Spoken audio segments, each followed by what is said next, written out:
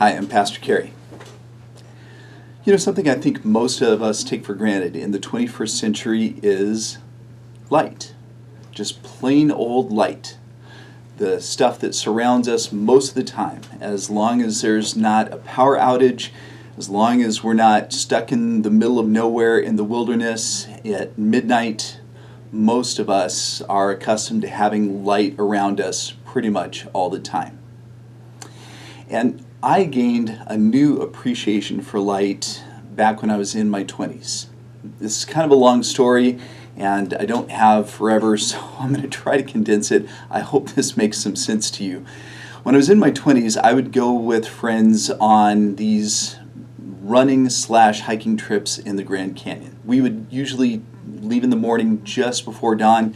We would go down the South Trail, and then we'd go so far up the River Trail. Then at some point we would turn around, we would come back, and then we would go back out the South Trail and finish where we started.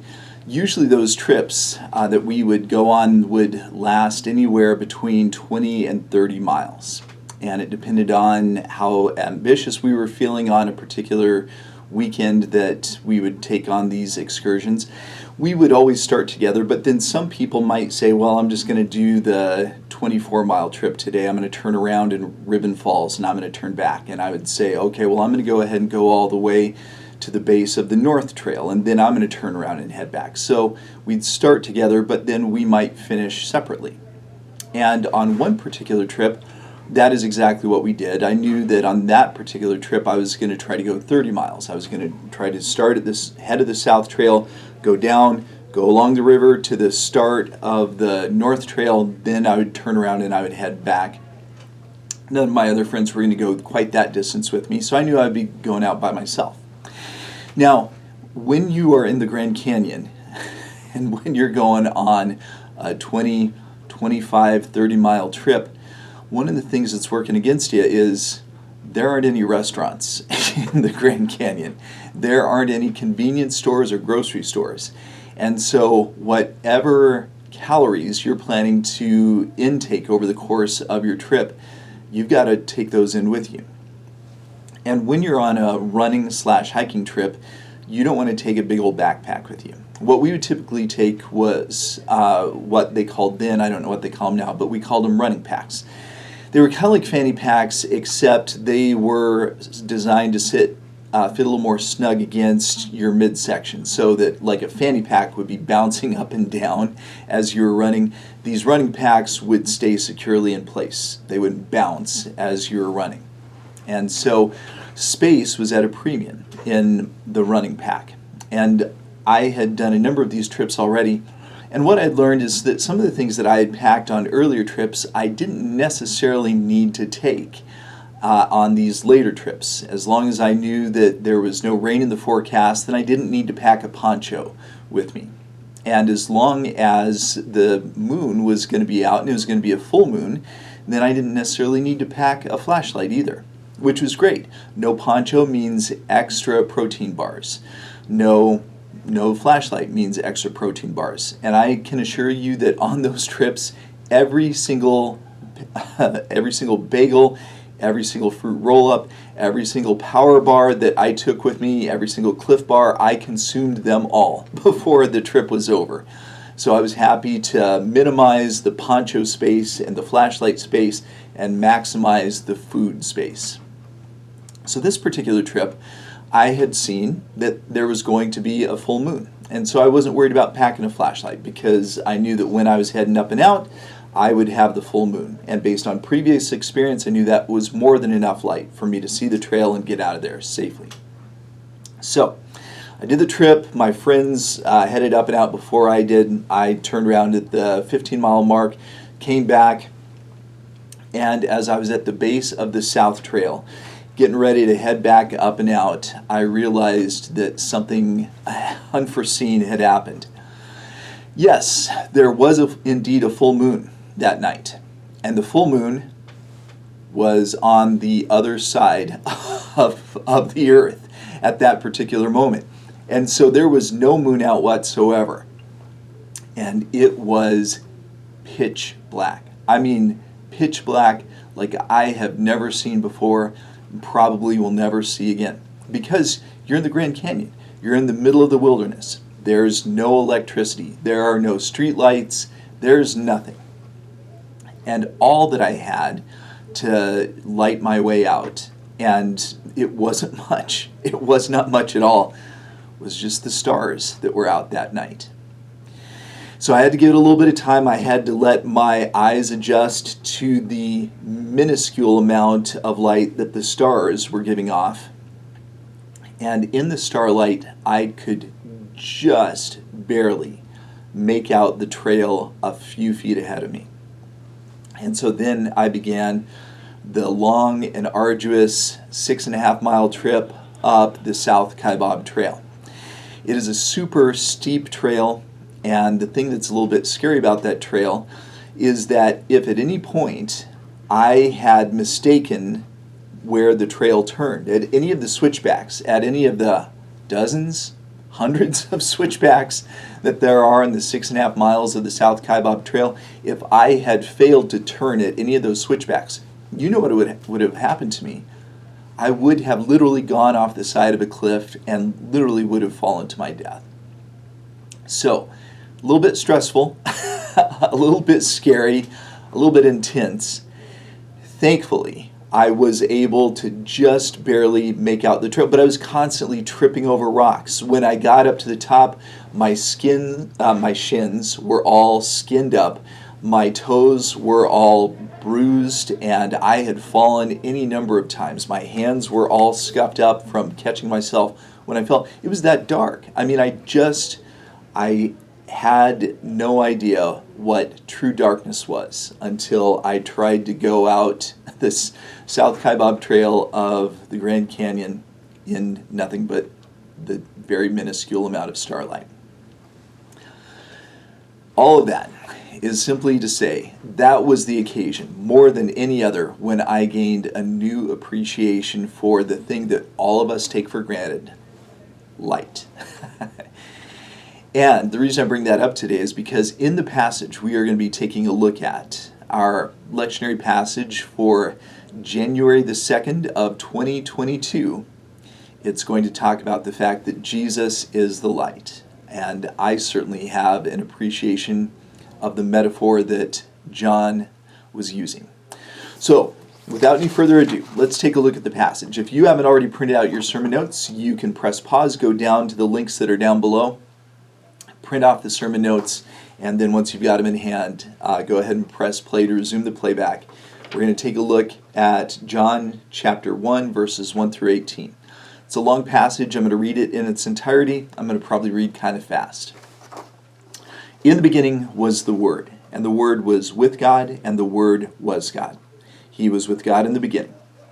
Through him all things were made. Without him nothing was made that has been made. In him was life, and that life was the light of all mankind. The light shines in darkness, and the darkness has not overcome it. There was a man sent from God whose name was John. He came as a witness to testify concerning that light, so that through him all might believe. He himself was not the light. He came only as a witness to the light.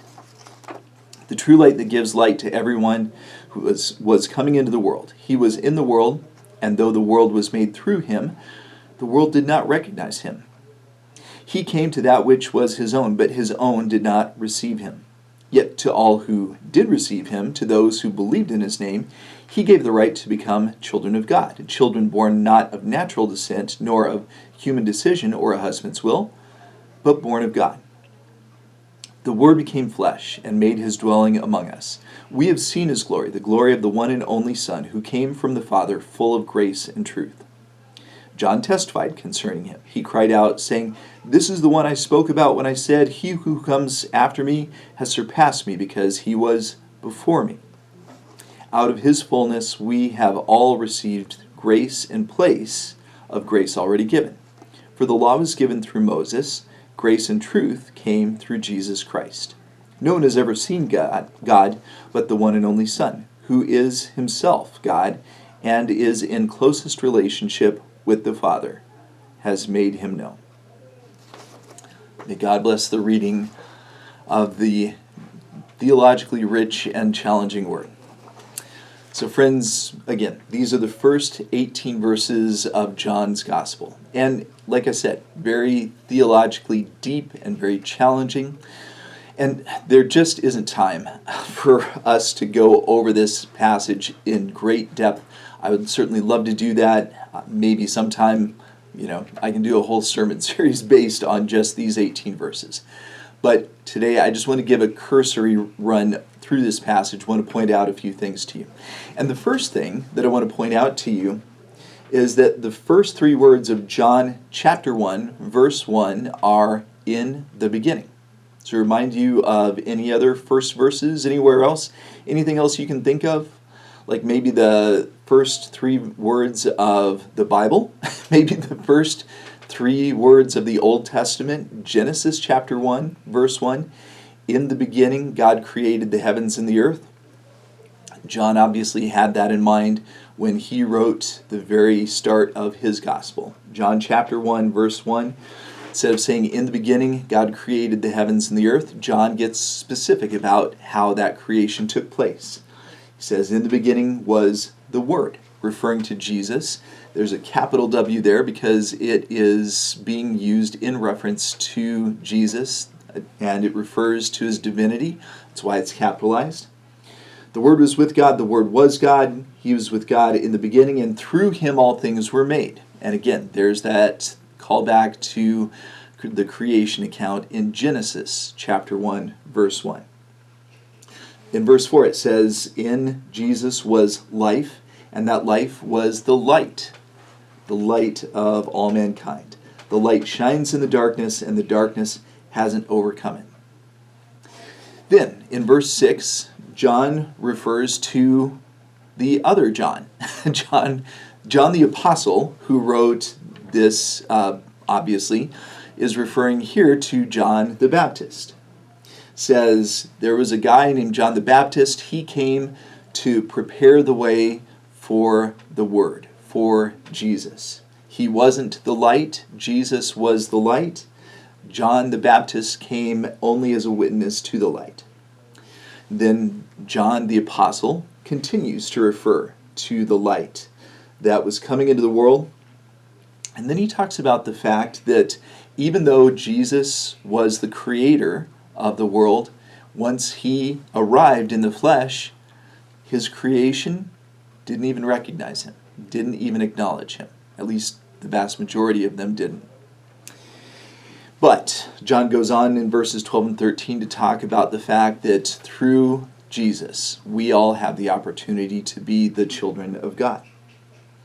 Then in verse 14 says, the Word became flesh, made his dwelling with us. We've seen his glory, and he was full of grace and truth.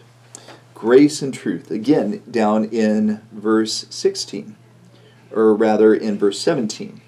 John talks about the fact that the law was given through Moses. Grace and truth came through Jesus Christ. I have a feeling we're going to talk more about grace and truth here in just a couple of minutes.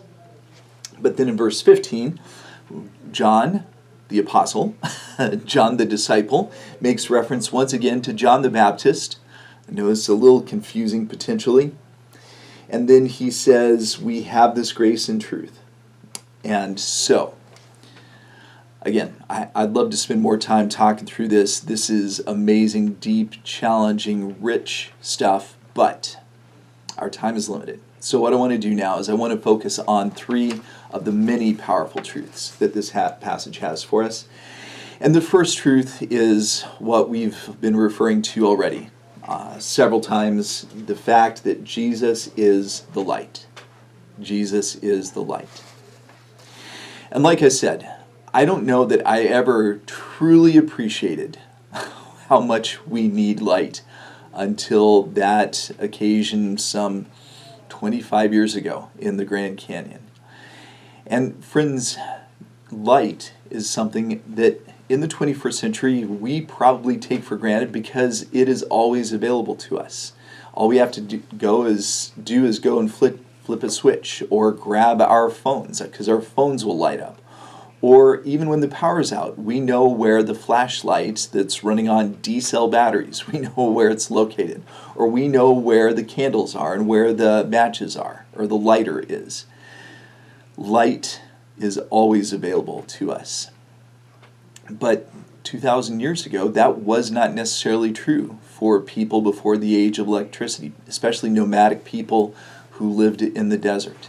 They understood how precious light was. And so when John, the apostle, talks about the fact that Jesus was the light, that was something that they could certainly understand and appreciate. Friends, just think about all of the things that light provides for us. We simply need light so that we can survive and so that we can be healthy. We know that sunlight is a source of vitamin D that all of us need.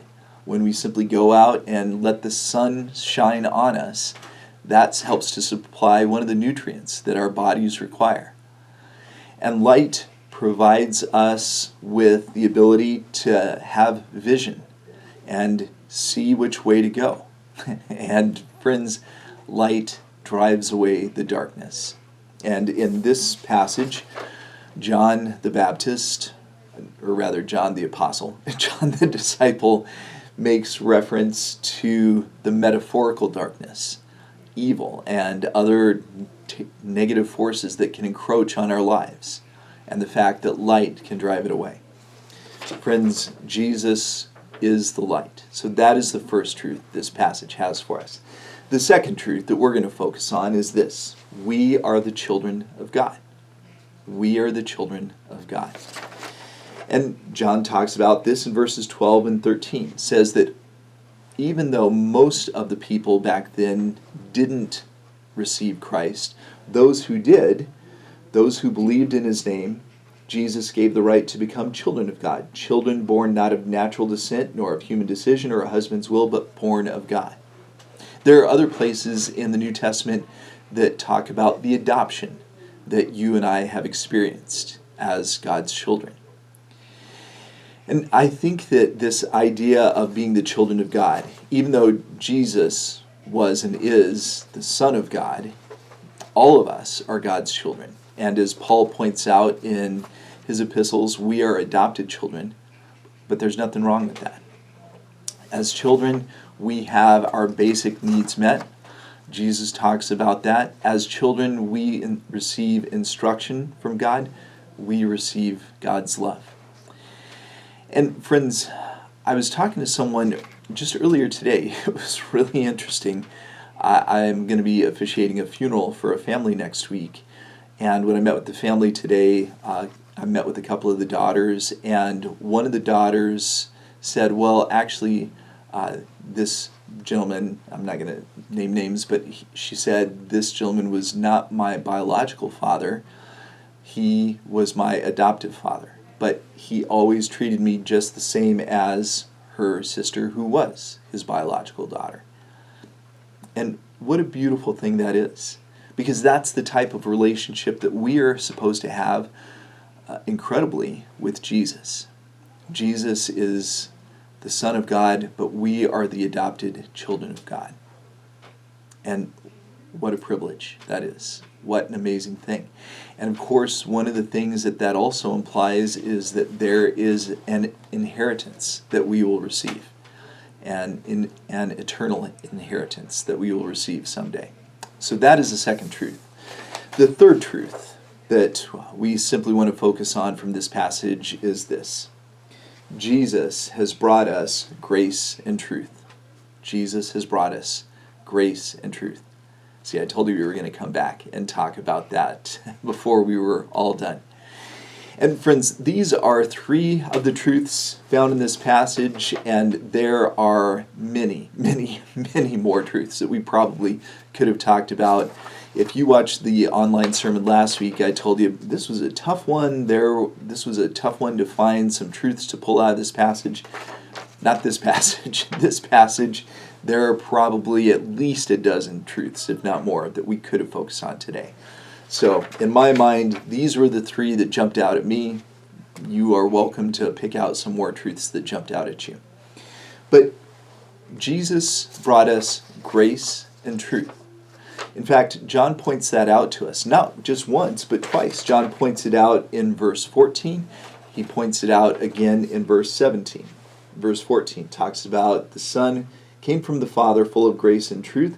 Verse 17, the law was given through Moses, grace and truth come through Jesus Christ. Grace and truth. Why was it important to John to point out that grace and truth are the things that Jesus brought to us? Because there are lots more things that Jesus brought to us. Grace and truth. Why focus on these two? Well, friends, I think that what John was trying to point out to us is that, first of all, we had back then and we have now, humanity has always needed the truth. We need to understand what is correct and what is incorrect, what is right and what is wrong. We need to know what's true and what's false. We need the truth because the truth helps to provide us the guidance that we've also been talking about over the course of this passage. I want to follow the truth. I want to be on the correct path. So we need the truth. And Jesus came and Jesus spoke the truth.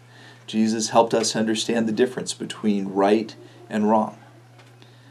All of this, incredibly important. But as important as it is for us to understand what the truth is and what the truth isn't, it's equally important, maybe even arguably more important, that Jesus brought us grace. And you know, over the course of the Advent series that we just finished, we talked about the quality of grace. Grace is undeserved favor in its simplest definition. But grace is the forgiveness that we have received for all of the mistakes that we've made. When we ask for forgiveness, when we ask for grace, we receive it. And that's a beautiful thing because, again, and I know we've talked about this before, but there is nothing that you or I can do to make up for all of the mistakes that we've made over the course of our lives. There is no way that we could possibly atone for all of our shortcomings. Our only hope, therefore, is grace. And that is exactly what Jesus has brought us. We were in desperate need, we are in desperate need of God's amazing grace.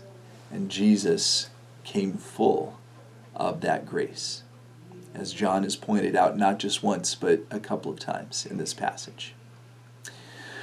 Well, friends, that's where we're going to leave it off today. Next week, I hope you'll come back and join us. And this time, I just want to say a quick word of closing prayer. God, we thank you for sending Jesus, who was the light, who was full of grace and truth. Help us to follow Jesus wherever that leads us. We pray in Jesus' name. Amen. Thanks for joining us today. See you next week.